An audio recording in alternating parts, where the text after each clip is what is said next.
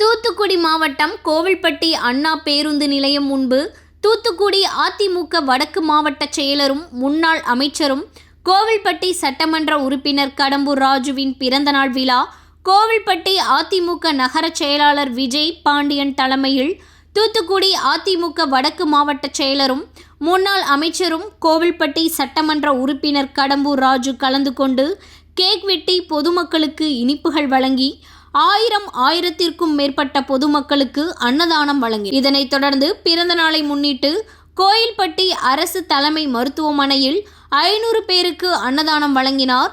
இதனைத் தொடர்ந்து கோவில்பட்டியில் பிரசித்தி பெற்ற அருள்மிகு ஸ்ரீ செண்பகவள்ளி அம்மன் பூவநாதர் சுவாமி திருக்கோவிலில் தூத்துக்குடி அதிமுக வடக்கு மாவட்ட செயலரும் முன்னாள் அமைச்சரும் கோவில்பட்டி சட்டமன்ற உறுப்பினர் கடம்பூர் ராஜு கலந்து கொண்டு சாமி தரிசனம் செய்து பக்தர்களுக்கு அன்னதானத்தை தொடங்கி வைத்தார். பிறந்த நாளை முன்னிட்டு தொண்டர்கள் நிர்வாகிகள் அவரை நேரில் சந்தித்து மாலை அணிவித்தும் பூங்கொத்து கொடுத்தும் பிறந்தநாள் வாழ்த்துக்கள் தெரிவித்தனர்.